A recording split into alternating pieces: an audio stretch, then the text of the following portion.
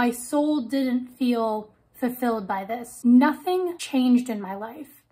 All that happened was I got smaller. My anxiety was still there, my depression, my need to people please. Satisfying, regular, moderate meals consistently throughout the day with snacks.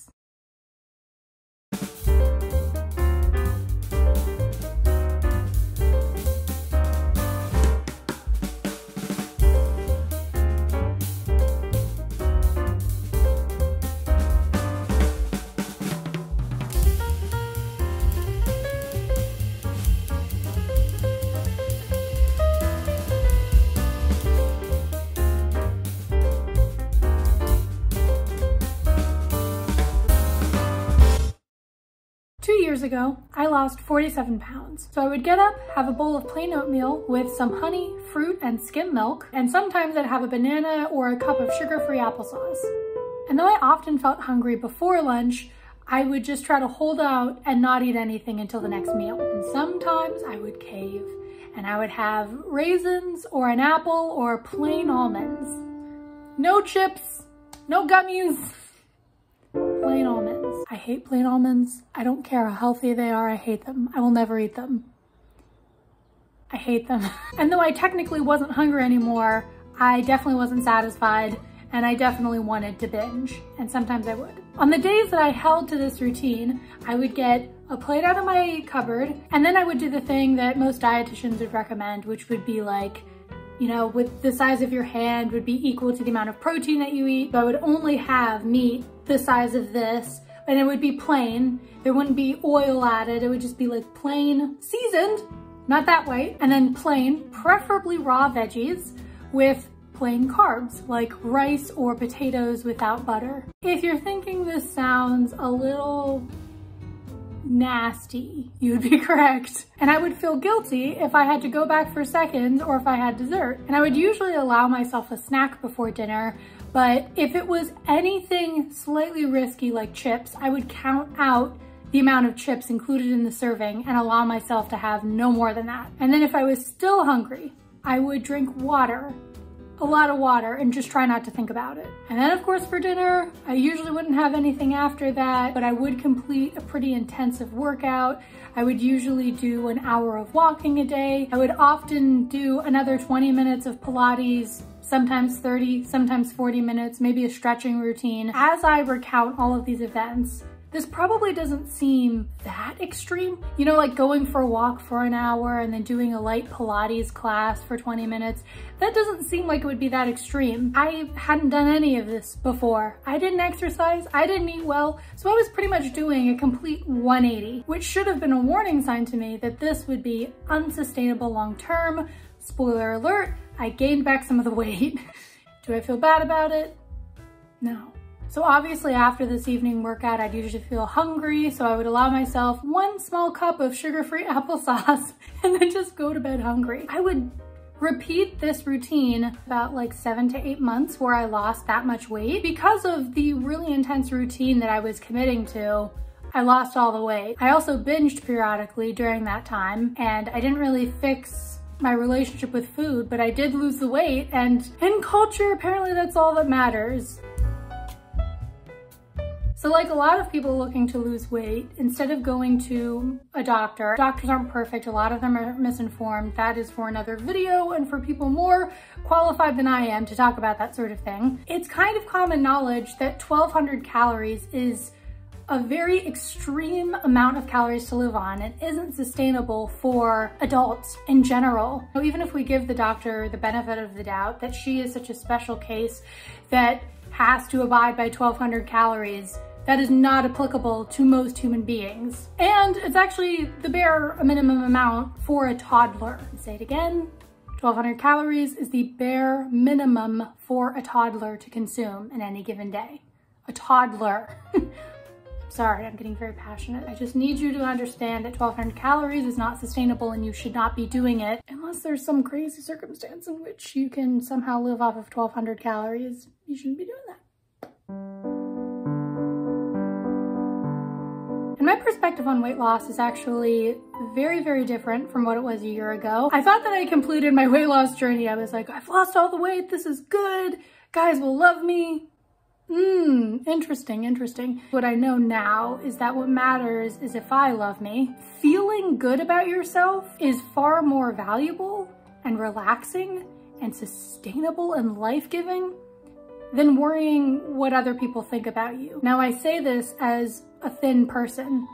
I am not in a bigger body. I don't know what it's like to have doctors degrade me saying, oh, well, your life would get better if you lost weight, and, you know, not being able to get past that. All you can do is control what you do with your life and the decisions that you make, which is frustrating and kind of liberating. Even when I did attract those really attractive people, it wasn't like these people's personalities were amazing. And this is actually something that Logan Ury talks about in her dating book, which I will put on the screen right here. People's looks, or what you look for in a prom date, isn't that important in romantic relationships long term.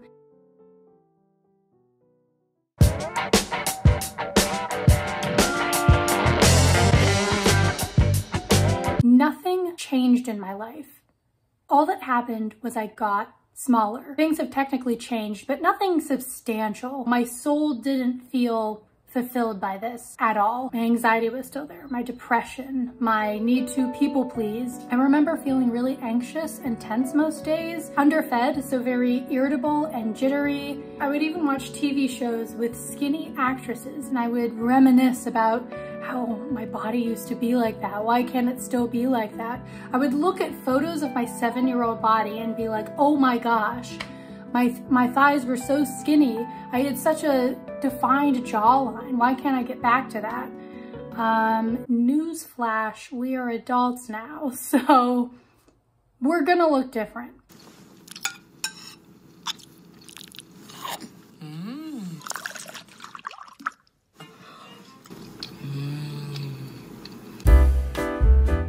Intuitive eating without dieting would just be called eating. The non-dieting approach to changing your eating habits is also known as intuitive eating. According to the National Eating Disorders Association, intuitive eating is about trusting your body to make food choices that feel good for you without judging yourself or the influence of diet culture. And a key part of intuitive eating is that it isn't focused on weight loss. Alyssa Ramsey, registered dietitian, says, yes, some people do lose weight over time the more they practice intuitive eating, but many do not. Some people stay the same weight and some people end up at a higher weight. Many people notice that their weight goes up and down for a while before settling at a stable place. All of this is normal. Just breathe with me. So in 2021, when I lost all of this weight, I weighed in at about 127. While this is still falling within the BMI scale range of healthiness, I'm not even sure if the BMI scale is something to be trusted. I haven't researched that. I mean, if I had been 120 pounds, that still would have been okay. The body that I can feel within my soul, 120 pounds would have been too light for me. Now I'm at 152, which is also fine. After 2021, 2022 hit, and I was very depressed and very anxious, and I was in a weird situation that I hated, and my mental space was cluttered with shit. Since then, I've tried multiple times to go back to my restrictive eating habits, and they haven't worked. And I used to think it was a matter of willpower, but believe me when I say it isn't. And you don't even have to believe me because the science backs it up. And that's when I read The Joy of Half a Cookie by Jean Christeller and Elisa Bowman, which is a book about intuitive eating, obviously. Since finding success through intuitive eating, I have shared this idea with many family and friends. Oh, I could never do that. I would eat all of the sweets in the house if I kept them in there. Oh, I could never do that. Oh my God. I could never do that. If I have sweets in... I'm gonna punch someone in the face. I could never do that. If I have sweets in the house, I have to eat them all. I feel really fake.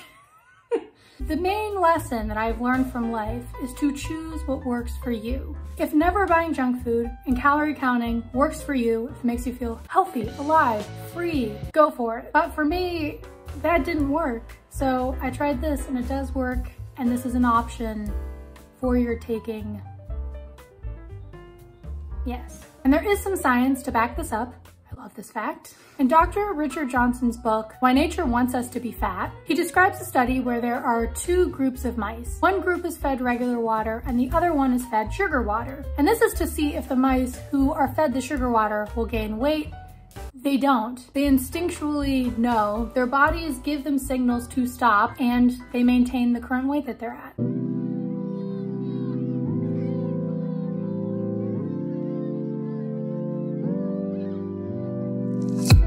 And in Jeanette McCurdy's book, I'm Glad My Mom Died, she says that the therapist breaks down the binge eating cycle for her. You restrict all day, you get so hungry that your animal instincts kick in and you want a large, satiating meal. And she would binge on chips or candy very, very late at night after ignoring all of her body's signals through the day to eat. And like I referenced earlier in The Joy of Half a Cookie, the author talks about an account of a client trying intuitive eating. She goes to lunch and she gets 2 large slices of pepperoni pizza. She decides to let herself eat them and then recognizes that she doesn't binge later in the day like she usually does. The lesson that I've learned from all of this is that in order to eliminate the binging cycle, satisfying, regular, moderate meals consistently throughout the day with snacks. We will get into the specifics.